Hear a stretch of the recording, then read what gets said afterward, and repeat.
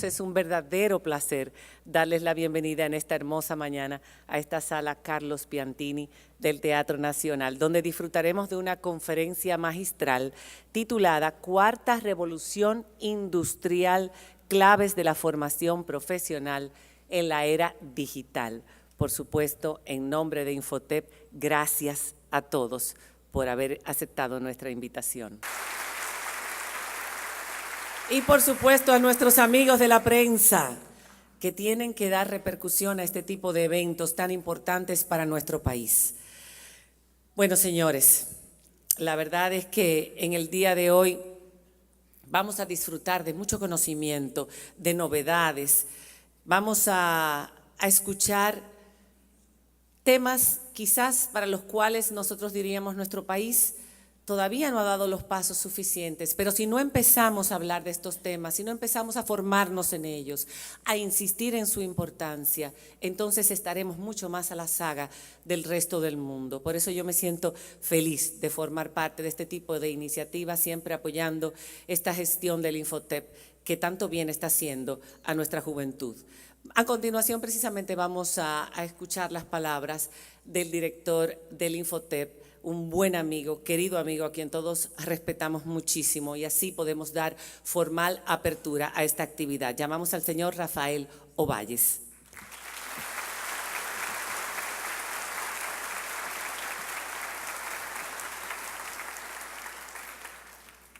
Señora Alejandrina Germán, ministra de Educación Superior, Ciencia y Tecnología. Compañero Arismendi Bautista, presidente de la Junta de Directores del Instituto Nacional de Formación Técnico Profesional, Infotep. Señor Marc Vidal, conferencista internacional, experto en transformación y estrategia digital. Amiga, hermana Cristina Lizardo, presidenta de la Comisión de Educación del Senado de la República. Igual, amiga y hermana, tengo 3 mujeres que me honran en esta mesa y llevan el mismo calificativo de amiga y hermana. Selenia Vidal, directora del Instituto Nacional de Administración Pública. Amigo José Armando Tavares, rector del Instituto Tecnológico de las Américas, ITLA. Señor amigo Arturo Villanueva, representante del sector empresarial en la Junta de Directores del Infotep, de la cual es su vicepresidente. Amigo, y como un padre, Gabriel del Río Doñé, representante del sector laboral en la Junta de Directores del Infotep. Autoridades gubernamentales, miembros de la Junta de Directores que no están dentro de la mesa en el día de hoy, gerentes regionales, doña Mayra Morla, subdirectora de nuestra institución, encargados de departamento, servidores en sentido general del Infotep, invitados especiales, compañeros, amigos de la prensa, señoras y señores, muy buenos días. Hablar de la cuarta revolución industrial en países como el nuestro podría parecer fantasioso, pero no lo es en modo alguno. Si bien en general las fuerzas productivas locales deben recorrer aún un largo trecho para alcanzar el desarrollo tecnológico adecuado al nuevo paradigma productivo, no es un esfuerzo vano plantearnos de manera colectiva cómo enfrentar sus desafíos. Anticiparse no es fantasear, es ir diseñando estrategias que permitan el mayor provecho de las nuevas condiciones que rigen de forma progresiva el mercado global, incluido el consumo, y que impactan las economías y las sociedades de los países emergentes como República Dominicana. En interés de contribuir con el trazado de una estrategia de adecuación a esa cuarta revolución industrial ya en marcha, el Instituto Nacional de Formación Técnico Profesional, Infotep, ha querido propiciar este diálogo con Marc Vidal, experto en transformación y estrategia digital, analista y profesor de escuelas de negocio, entre otras tantas capacidades que lo han convertido en apreciado expositor internacional sobre la materia. En ese mismo sentido, el Infotep comparte en este acto esos conocimientos de nuestro invitado con la comunidad educativa y formativa de nuestro país. No voy a entrar en consideraciones sobre la cuarta revolución industrial desde la perspectiva de la formación técnica profesional. Para hablarnos de eso, está con nosotros el señor Vidal. Quiero, sin embargo, bosquejar algunas ideas que muevan el interés fundamental del Infotep como entidad rectora del sistema de formación técnico profesional. Me refiero a la urgencia de superar los rezagos de nuestro capital humano en el manejo y comprensión de los procesos tecnológicos, en un ambiente en que la disrupción tecnológica vuelve obsoleto el conocimiento en un abrir y cerrar los ojos. De ahí que el Instituto Nacional de Formación Técnico Profesional, Infotep, esté poniendo especial empeño en potenciar la investigación tecnológica y prospectiva para la actualización y modernización de la oferta actual del Sistema Nacional de Formación Técnico Profesional, en mejorar el uso de la tecnología en todas las carreras e incrementar la oferta de la capacitación virtual. Parejamente, se empeña en actualizar a los docentes y en decidir sobre la oferta curricular, teniendo como referentes los estudios sobre la demanda. Estos estudios nos permiten identificar e incorporar las nuevas ocupaciones y fomentar la creatividad, la innovación y el espíritu emprendedor en la formación profesional.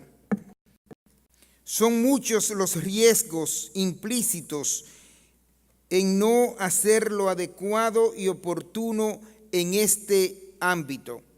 Lo que requerimos no es ya enseñar a nuestros jóvenes a manejar las funciones básicas de la tecnología tradicional, sino prepararlos para un entorno basado en una compleja convergencia de tecnologías. Nos enfrentamos, grosso modo, a un nuevo paradigma basado en la combinación de nanotecnología, sensores, software, tecnología digital, en el cual el llamado Internet de las cosas está jugando un papel de primer orden. Es ahí donde tendríamos que poner de manera urgente el énfasis. Añadamos a esta complejidad las muchas consecuencias que de ella derivan, consecuencias que se derraman sobre todos los ámbitos de la sociedad, incluido el político, porque al modificar de raíz los modelos de producción y el perfil del empleo, interpelan la gobernanza democrática. Numerosos análisis prospectivos afirman que alrededor del 75% de los oficios y las profesiones futuras todavía no han sido creados, pero que desde ya puede afirmarse que estarán vinculados con los sistemas informáticos, la gestión de datos, la seguridad informática y los sistemas robóticos. ¿Estamos haciendo en el país todo lo que deberíamos para encarar esta revolución que ya sucede? ¿Son adecuadas nuestras decisiones de cara al futuro? La conferencia del señor Vidal toca el punto neurálgico de la educación y de la capacitación en la era digital. Y de seguro nos servirá para hacernos nuevas preguntas y encontrar respuestas. Pero sobre todo nos servirá para nutrir nuestra reflexión común sobre la oferta curricular del Instituto Nacional de Formación Técnico Profesional en relación con las necesidades objetivas del aparato productivo nacional. Una cosa sabemos, sin embargo, el reto interpela de manera directa al empresariado, que es el que lidera el cambio espoleado por la tecnología.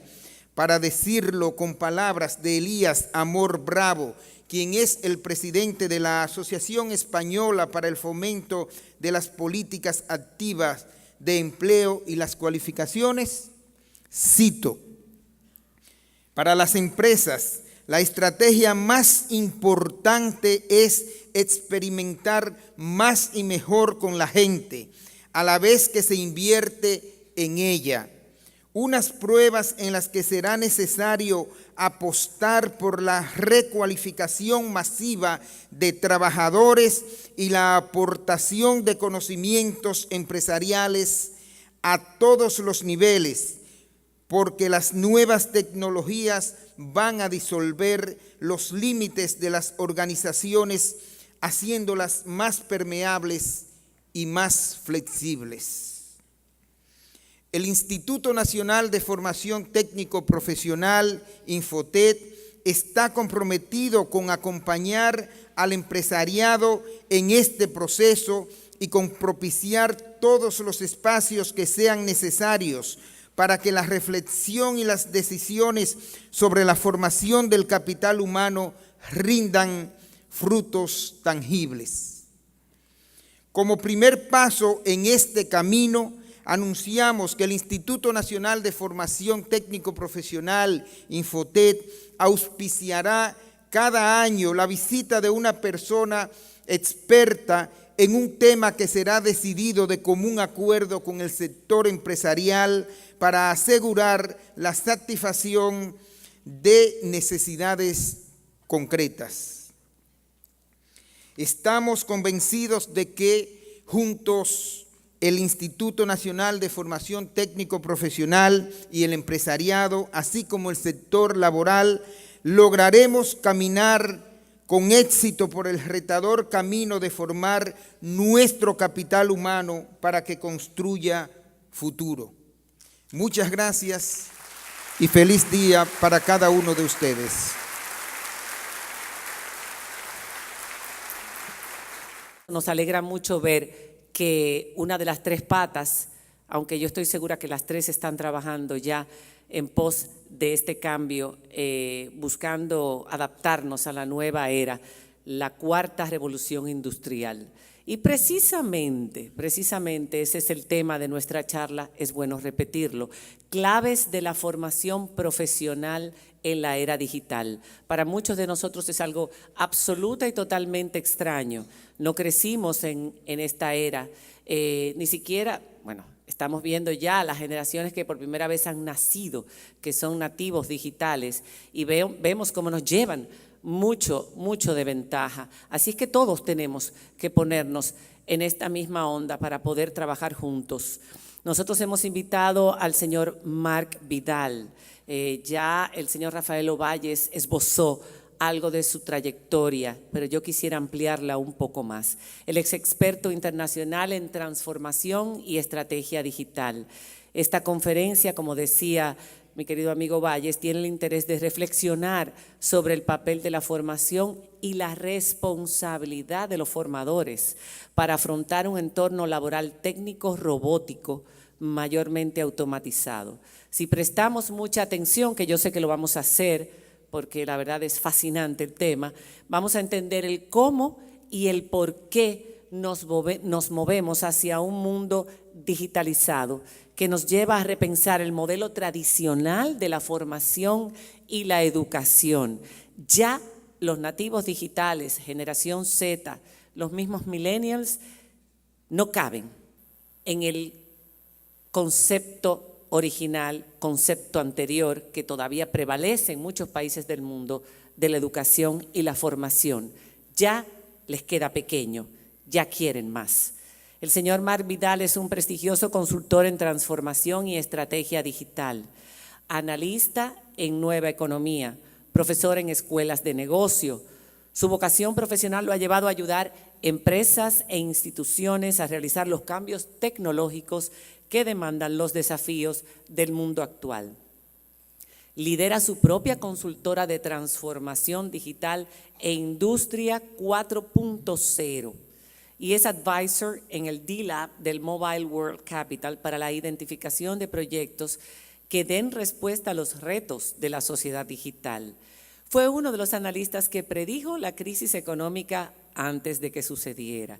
Precisamente, este fue uno de los aspectos tomados en cuenta para que en el 2009 su blog www.marcvidal.net fuera galardonado con el tercer premio de los Euroblogs Awards al mejor blog europeo. Fue director de la revista económica Westinghouse Future Economy y es consultado de manera recurrente por importantes cadenas televisivas como CNN, TV3 y La Sexta. Hay mucho más que decir sobre nuestro conferencista, pero mejor vamos a escucharlo. Con ustedes el señor Marc Vidal, experto internacional en transformación y estrategia digital. Bienvenido. Gracias. Gracias. A ver, hace aproximadamente 31 años yo me escribí una carta a mí mismo, una carta que tenía una obligación, que era abrirla 30 años después. Yo lo hice el año pasado y lo curioso que te encuentras cuando abres una carta que te escribiste hace mucho tiempo a ti mismo es que primero no te reconoces, no recuerdas cuando la escribiste ni lo que decías y que las cosas que allí describía no han pasado jamás.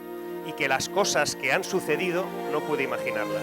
Yo les recomiendo a todos ustedes que se escriban una carta, no pongan todos 30 años, no vaya a ser que... Con 10 ya vale, con 10 ya vale. Fíjense, yo en aquella carta escribí que iría en coches voladores 30 años después, que me teletransportaría, que visitaríamos Marte de forma cotidiana y nada de eso ha sucedido. Por lo menos no de momento. Pero no pude imaginarme en 1986, 87, en ningún caso, aquello que compone el 97% de mi tiempo cada día, que era un teléfono móvil e Internet. El 97% de las cosas que tienen relación conmigo durante todo el día parten, transcurren, tocan o de alguna manera tienen contacto con un teléfono móvil o con Internet, y eso no existía en 1986. Las cosas han ido extremadamente deprisa. Prácticamente toda mi vida era inimaginable cuando yo tenía 16 años. Eso básicamente tiene que ver con algo que llamamos innovación exponencial. La innovación exponencial, en nuestro caso, es algo que sucede de la siguiente manera. En los últimos 150 años el ser humano ha innovado tanto como en los últimos 150.000, pero en los últimos 15 hemos innovado tanto como en esos últimos 150. Probablemente en la próxima década, a todo el mundo, y eso es una gran oportunidad, como decíamos aquí, una oportunidad para todo el mundo, para todos los países, en el lugar en el que estén, en la fase de transformación en la que se encuentren. En los próximos 10 años se van a reducir las distancias entre todos, porque vamos a innovar tanto como desde que el ser humano está sobre la faz de la Tierra. Para ver exactamente en el estado en el que nos encontramos hoy aquí, ¿todo el mundo sabe la relación que tienen estos dos objetos? ¿Sí? Yo siempre pensé que el de la derecha estuvo inventado para eso. No hay nada que encaje tan bien y que sea por casualidad. La cuestión es que si esto se lo entregan a un hijo o un nieto de 8 o 10 años, no sabrá cuál es la relación. No conocerá la relación. Si ustedes imprimen una fotografía en su formato rígido, en lo más rígido posible, en la hoja más dura que encuentren, en la que aparezcan unos niños pequeños o unas personitas pequeñas en el fondo de la imagen y se lo dan a un niño de 3 años, hará con los dedos así. Y encima te dirá, no va, no funciona, papá, no funciona. Y es porque hay cosas que ya no están en el universo visual de las cosas que teníamos hasta hace muy poco tiempo alrededor nuestro. En 2014, la capacidad computacional de un teléfono móvil era equivalente al cerebro de una rana.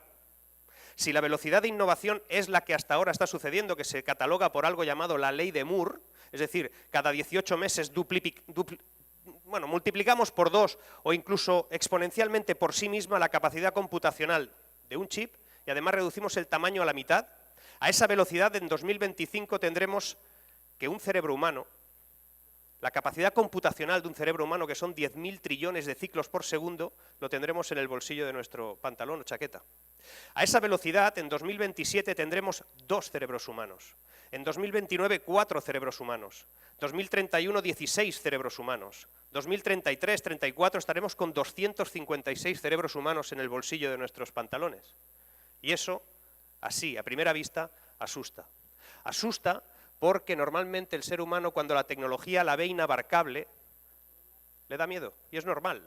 Es normal, ha pasado siempre, ha pasado con la primera revolución industrial, aquella de las máquinas de vapor, pasó con la segunda revolución industrial, las cadenas de montaje, pasó con la tercera revolución industrial, los aspectos electrónicos de los años 60, y pasa ahora con algo que llamamos cuarta revolución industrial.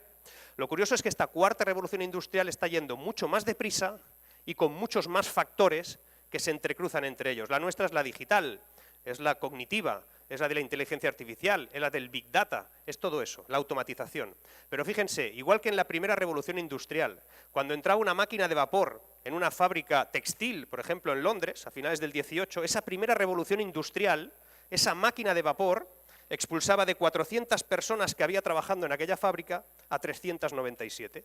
Esas 397, a ese momento de la historia no le llamaron revolución industrial, le llamaron crisis industrial, porque el ser humano vive siempre, cada vez que llega una tecnología nueva y que es disruptiva, la vive como una crisis. Y nosotros la vivimos como una crisis a partir del 2007. En el 2006, 2005 empezaron a fraguarse los elementos. En el 2007 se nos empezó a hablar de una crisis financiera, luego de una crisis de la economía real, crisis económica, crisis global, crisis. La palabra típica cuando aparece una tecnología que lo cambia todo. Y en nuestro caso, el mundo le encargó a estos señores que lo arreglaran. Gente que tiene problemas para hacerse fotografías en común. O sea, tú, imagínate, hola, perdone, tengo un problema y me lo puede arreglar. O sea, estos no. O sea, ahora mismo solo tendríamos que encargar a Putin y al otro, entonces estaríamos aún peor. La cuestión es que se les encargó a estos señores arreglar la crisis y no la pudieron arreglar porque la denominaron mal, porque lo que estaba sucediendo no tenía nada que ver con una crisis financiera, era la consecuencia de algo llamado deflación del capital. Fíjense, la deflación del capital, que es una expresión compleja, económica, se resume muy fácilmente en ese gráfico. Lo que hay ahí arriba vale $15.000 hace 15 años y tenía una obsolescencia programada de 5 años. Lo que hay abajo vale $400, $500. Obsolescencia programada en este caso de 18 meses. ¿Dónde está todo el mundo que fabricaba lo de arriba? ¿Dónde está todo el capital preciso? ¿Dónde está toda la cadena de valor? ¿Dónde está todo lo que hacía lo de arriba? Que ahora simplemente lo hace lo de abajo. Ese dispositivo es mejor incluso que todo lo que hay ahí arriba. Eso es la deflación del capital. El capital desapareció de la cadena de valor y empezaron sus consecuencias. Consecuencias que han sido de tipo financiero, económico y de todo tipo, pero sobre todo laboral. Laboral. Porque no se ha sabido reinventar a tiempo, porque hay una cosa que se llama desacople económico, y es que las cosas suceden en un momento determinado y no tenemos la capacidad de cambiarlo inmediatamente. Y en nuestro caso, hasta que se dijo que esto era la cuarta revolución industrial, nadie se puso a arreglarlo. Nadie se puso a pensar que había que pensar nuevas profesiones, nuevas maneras de mostrarse ante las expectativas comerciales y empresariales. Y no se hizo porque no se identificó el origen de todo esto.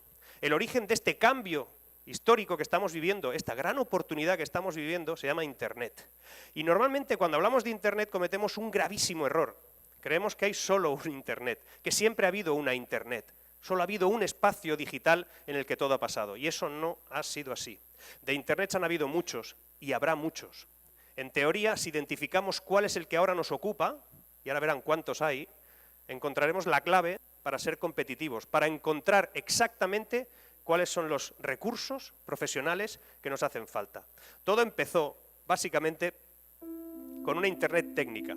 En 1993, si te querías conectar a Internet, tenías que ser o militar o ingeniero en Estados Unidos, no había más.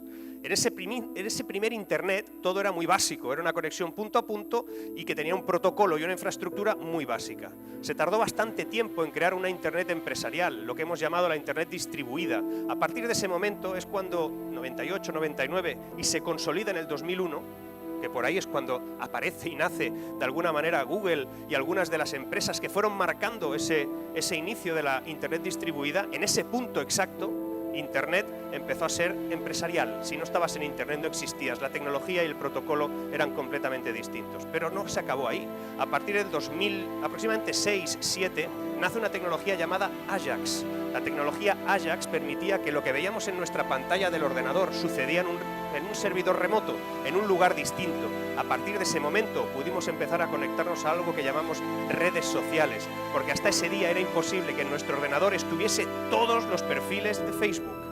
Y cuando parecía que todo acababa ahí, poco después nació una cosa llamada Internet automática. La Internet automática es algo que funciona muy rápido y que ocupa el 97% de las cosas que suceden en la red. Cuando ustedes suben una fotografía a Internet, no la suben ustedes, solamente dicen que la quieren subir y todo lo que sucede ahí va a un lugar de forma automática en un 97% de los casos.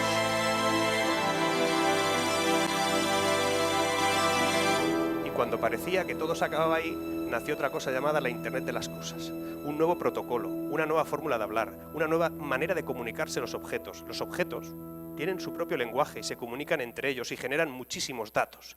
A partir de ese instante, la Internet, tal y como nosotros la conocemos, tiene una infraestructura también completamente distinta, con protocolos completamente distintos. Y cuando parecía que todo se acababa ahí, nació algo, o nacerá algo, en febrero del año 2020. Les informo que en febrero del 2020 se anunciará el protocolo final de la tecnología 5G.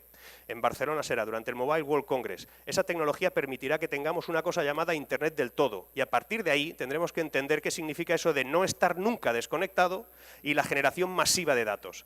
Es que tenemos tecnología para gestionar más información. Y eso ha provocado muchas cosas. La tecnología digital ha provocado cosas increíbles. Algunas las deben tener muy presentes y otras igual les van a sorprender. Fíjense, la empresa más importante de taxis del mundo no tiene un solo taxi propio disponible. La empresa hotelera más grande del mundo no tiene una sola habitación propia disponible. La empresa más importante de comunicaciones del mundo no tiene infraestructura propia. La empresa más importante de retail del planeta no tiene una sola estantería donde vender nada. La empresa más importante de contenidos audiovisuales no genera su propio contenido. La empresa más importante bancaria del mundo no tiene monedas tal y como nosotros la conocemos ahora mismo. Society One es criptográfica. La empresa más importante de contenidos, en este caso de cine, no tiene una sola butaca puesta en ningún cine del mundo. La empresa más importante de pagos, Stripe, no tiene un solo TPV puesto en ninguna tienda del planeta. La empresa más importante de contenidos audiovisuales no genera su propio contenido. La empresa más importante de venta de software del planeta no genera tampoco su propio software. No vende, ellos lo que venden son aplicaciones que hacemos los demás. La empresa en estos momentos más importante de contenidos publicitarios del planeta era un buscador hace 15 años. Y la empresa que en estos momentos es el 72% del PIB español se llama Amazon. El 72%, perdón, me dicen el 73 ya, va subiendo. El PIB español es la 12ª potencia del mundo y hay una empresa sola, que ella sola, solamente vendiendo a través de una plataforma cosas que no son suyas, ya vale el 73% de su valor, de ese PIB. ¿Qué está pasando? Lo que está pasando es que estamos pasando de una cosa que se llama producto a otra cosa que se llama servicio. Todo lo que sea digitalizable lo acaba siendo. Todos los elementos que son capaces de transformarse en un bit lo acaban siendo. Y a veces esas cosas son sorprendentes. Nos pensábamos que un taxi no se podría convertir en un bit, y se convirtió. Que un hotel no se podía convertir en un bit, y se convirtió. Que el cine se podía convertir, era entendible. Pero vamos a ver hoy cosas que también se pueden convertir y que nadie había pensado hasta la fecha. Fíjense, todos saben cómo acabó Kodak. Kodak acabó desapareciendo. Y acabó desapareciendo porque no entendió que tenía una época de disrupción. Lo más interesante y lo que muy poca gente sabe es por qué no se dieron cuenta. Ellos tenían patentada, sabéis que Kodak era el papel con el que se revelaban todas las fotografías. Era el Instagram de entonces, ¿cierto? Si no tenías papel Kodak no podías ver una fotografía. Pues la cuestión es que en una de las últimas reuniones que tuvo su comité de dirección, alguien entró con una cámara digital, de las primeras que hubo, y dijo, señores, esto que está aquí se llama cámara digital y es nuestra, la tenemos patentada. Yo creo que nuestra empresa debería de apostar por esto, porque tal vez el futuro va por este camino, por la fotografía digital. No lo tengo muy claro, pero podría ser. Y el director general de Kodak, está escrito y se estudia en algunas escuelas de negocio, le dijo a él, nunca, jamás, el ser humano preferirá ver las fotografías en una pantalla antes que en un papel. Y Kodak cerró. O sea, el tío tenía una capacidad de visión brutal, pero era lo normal es que no lo viera. Y la cuestión es que no vio que, fíjense, las fotografías a partir de ese instante, justo cuando Kodak desaparece, es cuando más se hacen. Nunca se han hecho tantas fotografías. El tema no era hacer o no hacer fotografías, se iban a hacer más que nunca, era el soporte. Era que iba a pasar de producto físico a servicio. Y la rentabilidad de de hacer fotografías iba a pasar a otro escenario, a la publicidad, a otras cosas. Ya no iba a ser el papel con el que se revelaban, ya no era algo físico. Y como eso, a partir de ese instante aparece un reto que tiene que ver mucho con ustedes, y es, ¿el empleo ahora es empleo o es un desafío? Es un desafío de conocimiento, es un desafío de cosas que tenemos que saber, y sobre todo cosas que aún no sabemos y tenemos que saber preguntar, para exactamente descifrar cuál va a ser el empleo del futuro. Y para saber cuál va a ser el empleo del futuro vamos a ver unas tecnologías determinadas que lo están cambiando todo. Esto es en el sur de Londres, pero ya empiezan a ver también en muchísimas partes de América, pronto las verán por aquí. Son distribuciones automatizadas que son capaces de gestionarlo todo sin una intervención humana en ningún caso. Lugares donde había personas haciendo cosas, ahora ya no hay nadie. Las personas que hacían eso no han sido despedidas en la mayoría de los casos, han sido recolocadas en otras funciones. Esa capacidad de distribución es a través de una inteligencia artificial que ofrece una necesidad, un nuevo oficio, una nueva manera de entender cuál va a ser el trabajo de las personas que se relacionen con esos objetos. O nos encontramos con estos tíos. Ahí está, este es capaz de hacer cosas increíbles. Lo increíble no es que las pueda hacer, es que hacía un año antes de que lo haga, era absolutamente inviable que fuese capaz de hacerlo. Calcula 10 billones de cálculos por segundo en sus tobillos y es capaz de hacer esto. Yo le doy un 9,8 y ustedes... La cuestión es que esa capacidad también nos hace ver que tendremos que tener la función de relación con estos objetos animados, como los tenemos ahora con los cajeros automáticos o las tenemos con un ascensor. ¿Saben ustedes que el ascensor con botones se puso en marcha el primero en el año 1900, pero no se pusieron de forma masiva en los edificios hasta el año 1950? ¿Saben ustedes por qué? Porque la gente tenía miedo. Creía que si no había una persona dentro que marcaba a dónde ibas, eso no iba a ir al sitio indicado. Y las opciones de caída eran grandes. 50 años. El ser humano tiene necesidad de que pase el tiempo y contacte con la tecnología. Y eso pasó con los ascensores y con los cajeros automáticos. ¿Ustedes depositan su dinero en un sobre y lo dejan allí? Mi madre no. Mi madre solo saca. Dice, si me lo da ya es mío, pero si lo pongo allí, ¿cómo sé yo que seguirá siendo? Buah, claro, la tecnología asusta. Esto es el ejemplo de un cultivo que se hace en estos momentos en Idaho, Arizona, en diferentes lugares de Estados Unidos, brazos armados casi kilométricos, automatizadamente. Pues en este caso lo que hacen es cultivar de forma automatizada, inteligente y con la gestión de datos masiva, campos y campos. En este caso es una versión pequeña y reducida, pero lo hacen de forma masiva, increíblemente grande. Lo curioso es que el agricultor está en otro lugar, ya no está en el campo, esto lo hace automático, está en su sofá viendo el mundial con un móvil analizando lo que está pasando en su campo. Hay muchas. Esta es Tuke. Tuke es una enfermera o enfermero del hospital de Pittsburgh. Aquí ya no hace falta a nadie que lleve cosas y que vaya de un lugar a otro del hospital. Lo curioso es que Tuke no atiende órdenes de nadie, decide dónde quiere ir y cómo quiere ir y en base a los criterios que tiene analizados, Big Data, inteligencia artificial, consigue que las cosas estén en su sitio antes de que ni tan siquiera supiéramos que las queríamos tener.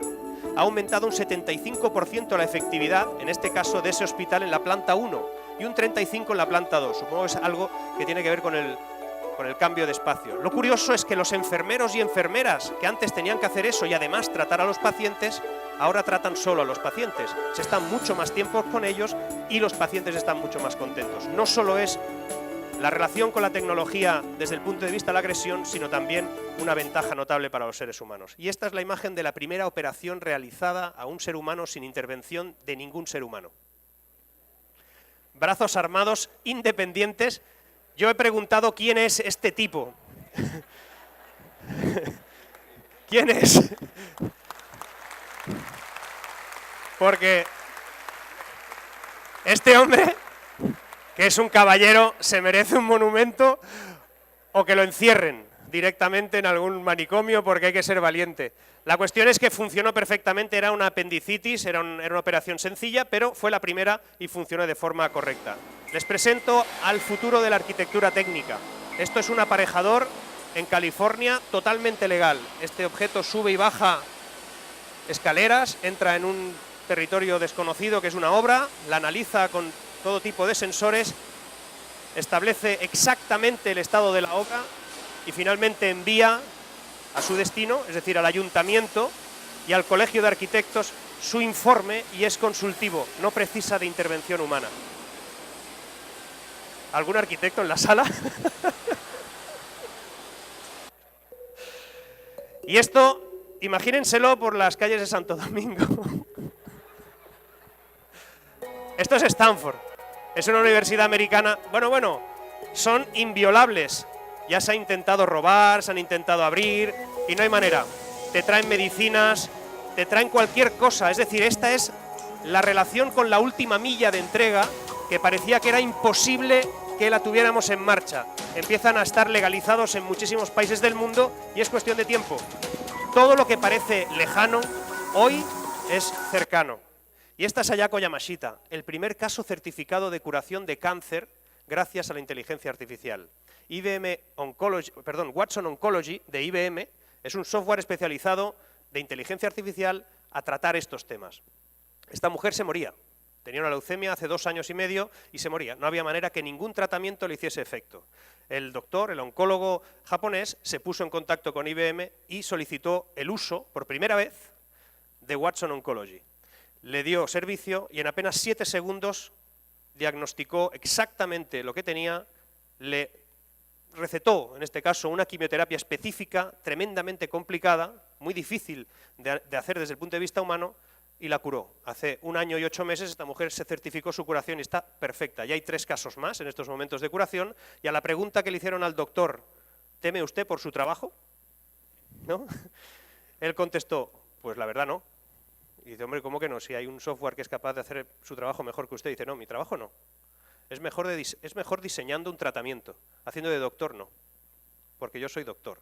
Yo sé qué están haciéndole, cómo tengo que tratar a esta mujer, qué le puedo explicar. Yo soy humano. Y esta máquina solamente diseña tratamientos. Y el hombre, yo creo que tenía el principio de la razón y el principio de las cosas que hoy os voy a intentar explicar más adelante. En 2020, cuando ustedes vean las Olimpiadas de Tokio y vean estas pruebas, las olímpicas, por primera vez en la historia, aceptado, está ya oficialmente aceptado, 1/3 del jurado que habrá en las pruebas de gimnasia olímpica será una inteligencia artificial que a tiempo real decidirá si el ejercicio del gimnasta es bueno o malo. La creatividad tecnológica. Los diseñadores gráficos, estoy acabando, los diseñadores gráficos saben muy bien que eso de la creatividad tecnológica. Cuando nacieron los primeros programas, los primeros software de diseño gráfico, era muy divertido decir aquello de, vaya, ahora cualquiera puede diseñar. Eso se decía, pero no era cierto. Los buenos diseñadores con aquellas herramientas diseñaban mejor. Y los malos diseñadores, por mucha tecnología, por mucho dibujito en un ordenador, no eran buenos. Lo bueno estaba aquí. Lo otro era una herramienta. Lo único que esa herramienta permitía hacer cosas increíbles que antes no se podían hacer. Y eso se llama creatividad tecnológica.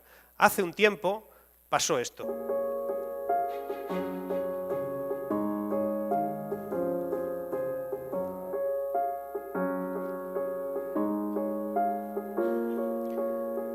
Nutella decidió crear 7,2 millones de potes completamente distintos que precisaban de un diseño algorítmico porque ningún ser humano podría diseñar 7,2 millones de potes distintos. Necesitaría años para hacerlo, y lo hicieron. Y gracias a ese diseño automatizado que alguien pensó, consiguieron vender muchísimo más, tener referencias en todo el mundo. Fue absolutamente increíble lo que consiguieron Nutella. Lo más curioso es que no perdió su empleo nadie. Al revés. El creativo que pensó esto no hubiese podido jamás ponerlo en marcha si no hubiese utilizado la tecnología. Se llama creatividad tecnológica. Y el hecho de que ustedes analicen cuánto de computerizables son es la clave de esta historia.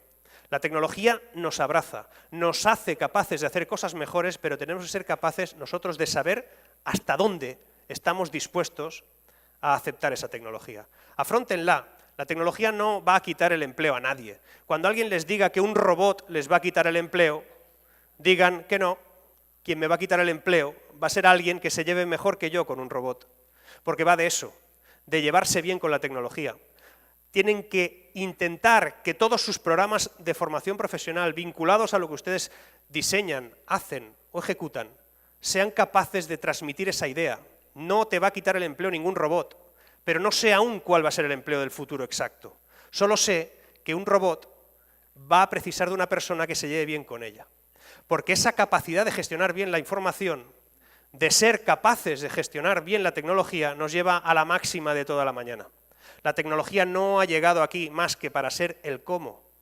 Los que somos importantes en todo esto somos nosotros, el por qué somos las personas. En el siglo XVIII, cuando aquella tecnología de vapor entraba en una fábrica y expulsaba a aquella gente, la sensación inicial es que era una agresión, pero aquella entrada de aquella tecnología permitió que en lugar de trabajar 15 horas al día, se empezase a trabajar 9, y que la gente tuviese tiempo para ir al teatro, para poder consumir cultura, para estar con su familia. Empezó una revolución social, porque lo importante no era la máquina, lo importante era lo que hacíamos con ella. Y por eso lo importante eran las personas. Si ustedes son capaces de hacer más rápido que esta máquina, este cubo de Rubik, se vienen conmigo a España. Solving in 3, 2, 1. No, vale. Como no es así, vamos a acabar con una idea final.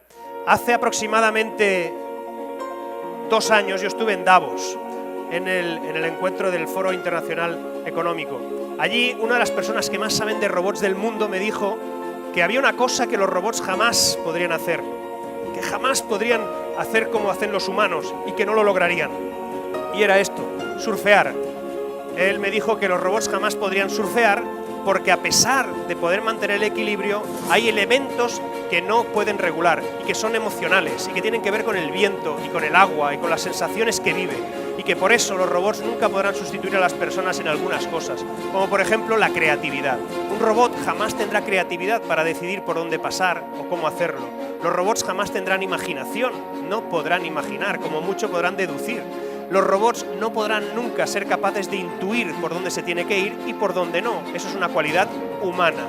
Los robots nunca tendrán emociones, jamás podrán emocionarse por pasar por ahí. Los robots nunca podrán ser sensibles al hecho de lo que están viviendo, ni los robots podrán en ningún caso tampoco tener la capacidad ética de discernir cuando algo es bueno o es malo.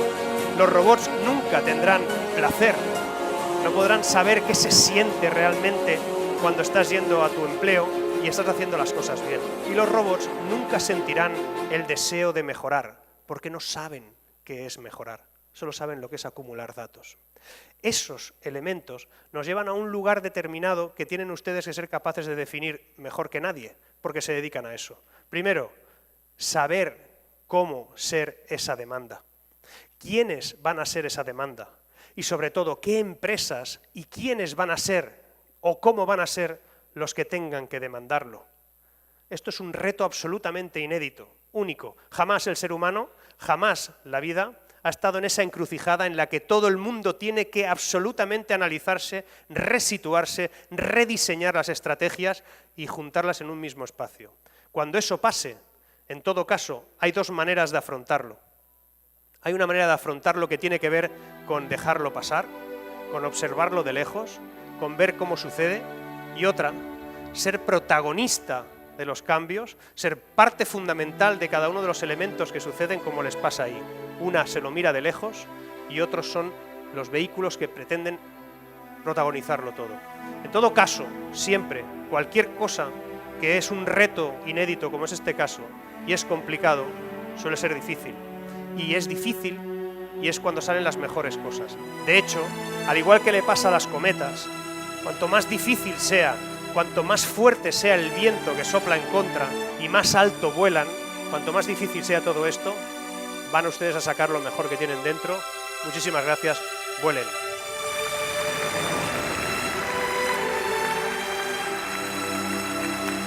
Muchas gracias.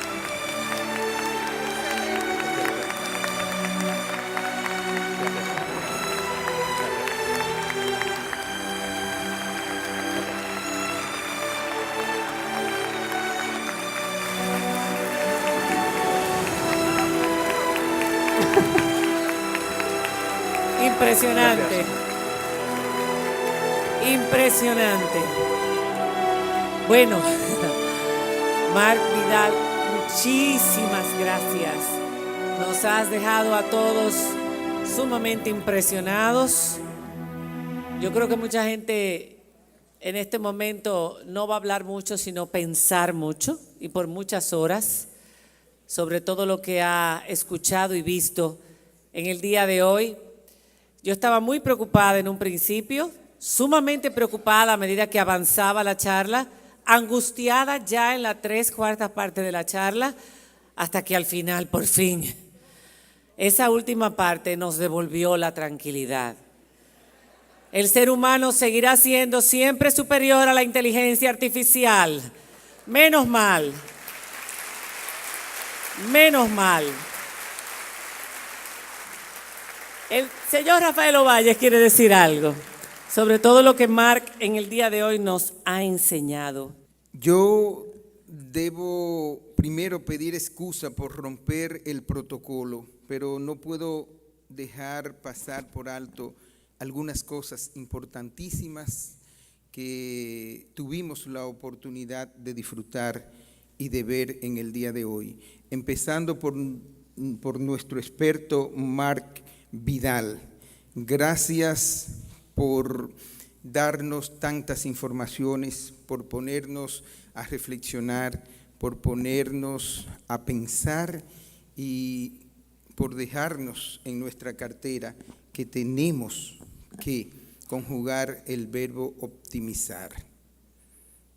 Yo creo que pasando revista, a partir de la llegada de nuestra gestión al Infotet, nosotros estamos cada vez más en el mejor de los caminos. Quiero agradecer a estas grandes personalidades que hoy dedicaron su tiempo para compartir con nosotros